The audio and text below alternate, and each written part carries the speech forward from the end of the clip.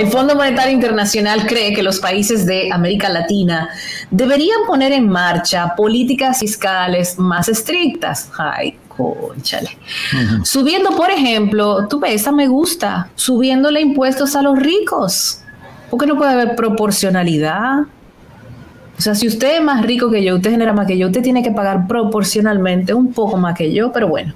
Para contener así la alta inflación y quitarle algo de peso a los bancos centrales en su política monetaria, el FMI también rebajó la proyección de crecimiento de la República Dominicana a un 4.2, mientras que el Banco Mundial también redujo el crecimiento del Producto Interno Bruto a 4.4. Estos informes fueron publicados la semana pasada durante la reunión primaveral de ambos organismos que se celebró en Washington. Para ver en detalle este panorama económico, lo que plantean tanto el FMI como el Banco Mundial, vamos a recibir a nuestro economista de cabecera, Fabricio Gómez Mazara. Bienvenido, Fabricio, ¿cómo estás? Buenas tardes, jóvenes, saludos. Saludos. Muy buenas tardes, ¿cómo va todo? Y al gran Cavada con una gorra el gran de Arturo Fuentes, mi querido poderosa, amigo. muy poderosa. Bueno, usted sabe. ¿Verdad? Como corresponde. Hablemos de esto, Fondo Monetario, lo que está planteando. Es a buen tiempo este nivel de recomendación cuando todavía estamos saliendo de la pandemia, de estos ajustes, hay una guerra. Su opinión. Mira, el propio Fondo Monetario Internacional había advertido de los efectos que tendría la fragmentación económica global. Y eso es lo que estamos viendo. Hoy lo que estamos viviendo es un mundo cada vez más fragmentado. El propio Fondo Monetario Internacional tiene una competencia, que es el Banco de los BRICS, que la expresidenta brasileña Dilma Rousseff lo preside. Y ese Banco de los BRICS, los miembros son, ¿verdad?, Brasil, India, China, Rusia y Sudáfrica. El tema hoy que los BRICS este año... Brasil, India, China... Brasil, Rusia, India, China y Sudáfrica. Ese es el apóstrofe de los países. El tema es que los BRICS van a tener un crecimiento, se van a representar dentro de la economía global un 33%, un poco más de un 33%, que eso es más que el producto, que lo que representa del Producto Bruto Mundial los países del G7.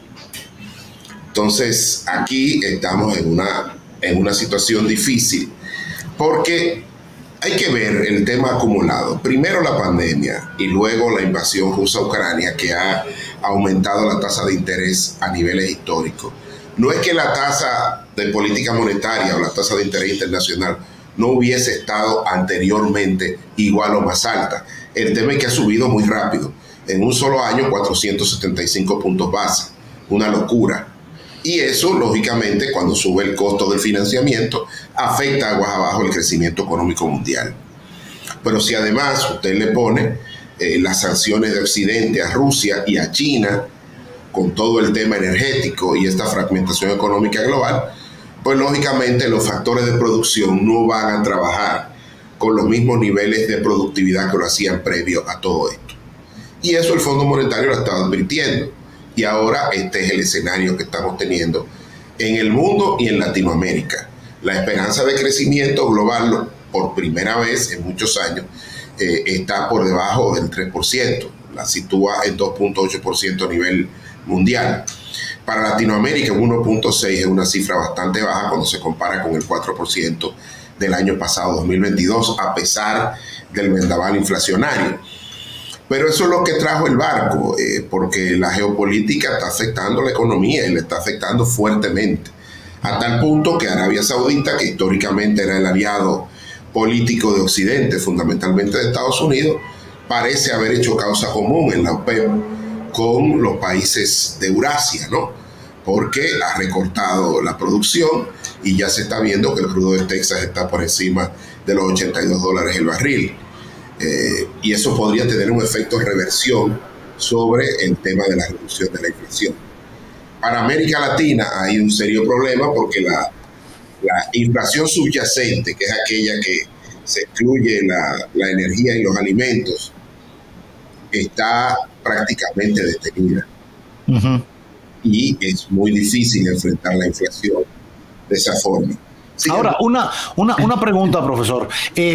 Miralba, la vi que feliz con el tema de aumentarle los impuestos a los ricos, porque ella, usted sabe que es proletaria, es bolchevique. Sí, usted sabe que eso lo lleva en la sangre. ¿Usted cree que eso es prudente, que es bueno, al menos para nuestro país? No estoy hablando de otro, nuestra realidad, donde hay un peso importante en el sector privado, aumentarle ahora los impuestos a los ricos? Mira, tú sabes que yo voy a usar una frase de Fito Páez, de una canción que me gustaba mucho, que se llama Tres Aguas, que dice: no es que no te creas que las cosas han cambiado un poco, es que la situación de la fragilidad en materia de gobernabilidad, luego de este vendaval inflacionario de origen externo y el desastre que dejó la pandemia, ha generado mucha fragilidad en los gobiernos y hay un descontento social muy alto en Europa y en Latinoamérica y en todas partes. Es decir, eso puede ser, desde el punto de vista económico, estrictamente una buena recomendación. Ahora, desde el punto de vista político, es explosiva en este momento. Para cualquier país del mundo. Francia prácticamente tomó fuego o cogió fuego durante la última semana por la decisión del presidente Macron de extender 2 años el tema de la jubilación, y que tuvo que ir al Tribunal Constitucional francés, que le dio ganancia de causa. Pero a pesar de eso, se anuncia una manifestación para el próximo 1 de mayo que se entiende que será histórica de contundente. Ni hablar de lo que está pasando en Latinoamérica. Ningún país en este momento tiene, o yo creo que ningún gobierno latinoamericano tiene la legitimidad electoral y social para decir que va a subir impuestos, aunque sea a los que más ganan. Y lo digo porque el mundo hoy es un gran signo de interrogación.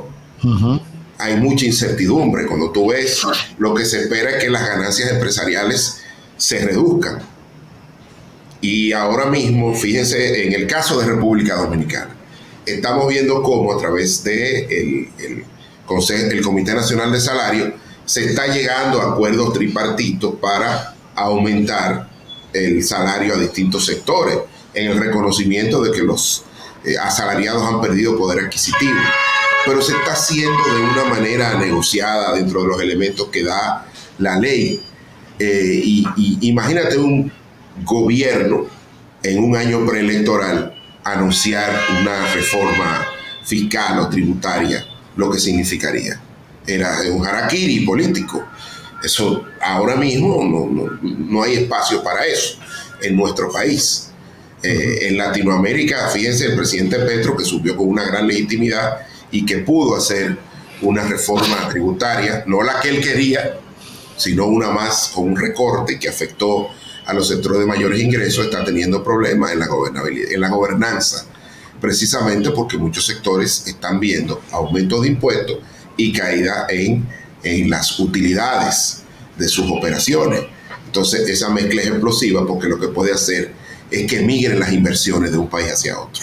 Yo, por cierto, me acordaba mucho de usted este fin de semana, porque recibí una visita de unos amigos de los Estados Unidos que han venido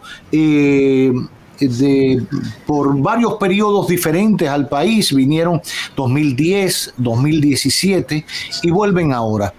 Y me decían cómo han visto la diferencia en el país, sobre todo en cuanto a la estabilidad social, a la tranquilidad, a la paz social. Vive, por ejemplo, en Miami, donde ha habido sus situaciones complejas como en otros tiempos. En barrios ha habido toque de queda en Miami Beach, ha habido por situaciones y revueltas, etcétera. Para ni hablar de lo de Francia. Y este matrimonio amigo me decía, bueno, yo he visto cómo ha ido evolucionando el país en el 2010 me decía, mira, a mí me daba un poquito de aprensión salir a la calle, veía cierta situación, hoy no veo eso, estuvieron por las terrenas, caminaron, cenaron, vieron otro ambiente, y recordaba porque usted ha sido enfático siempre cada vez que hablamos en el tema de la estabilidad social para garantizar muchas cosas más que necesita un país para seguir adelante y que no se detenga en coyunturas revoltosas, por llamarle de alguna manera. Mira, hay que decir que la recomendación del Fondo Monetario Internacional se refiere un poco a los países que el crecimiento está por encima del producto potencial y que no han enfriado la economía. Aquí hemos tenido la suerte de una coordinación macroeconómica que ha sido efectiva, liderada por el Banco Central, que ha reducido la inflación. Hoy tenemos una inflación por debajo de un 7% anualizada, y eso tiene que ver con ese doble control de aumento de la tasa de política monetaria, siguiendo el rato de la Reserva Federal, pero también subsidio a los combustibles, a las materias primas que están en la industria alimentaria y en el caso de la tarifa eléctrica. Hasta cierto punto hay que ver la sostenibilidad de eso, porque eso no es sostenible desde el punto de vista fiscal, pero te digo, es difícil tomar decisiones en un mundo que va en una franca fragmentación económica global y que hay un signo de interrogación. Ahora mismo no hay certezas mínimas de qué va a ser el mundo en los próximos 4 o 5 años. Ya se está hablando del tema de una potencial desdolarización de la economía global. Nosotros no nos afectaría ni en el corto ni en el mediano plazo porque estamos de este lado del hemisferio. Pero ahora el presidente Lula acaba de venir de Occidente en un periplo donde recibió el respaldo de China, que es uno de sus principales inversionistas y socios comerciales, y el acuerdo es que el intercambio comercial China y Brasil se va a dar en yuanes, no se va a dar en dólares. Y también con la inversión de China en Rusia, en la refinería y en todo lo que tiene que ver con energía, que sería algo difícil en el caso de Europa, de la zona euro, que podría acceder a los combustibles fósiles, pero tendría que pagarlo en yuan.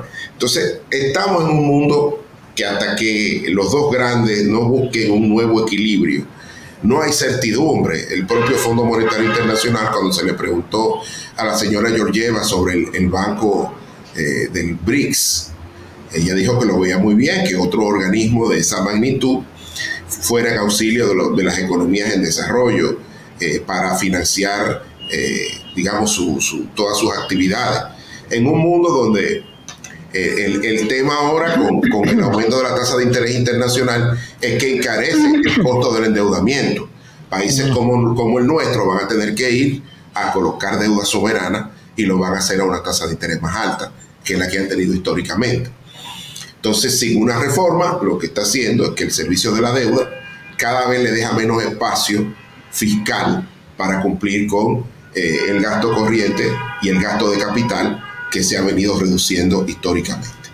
Entonces, eso es un tema complejo, pero ahí hay que apostar por la estabilidad política y por la cohesión social, que es lo que yo hablo de la paz social y la convivencia pacífica, porque en el corto plazo eso es lo que garantiza todo lo otro.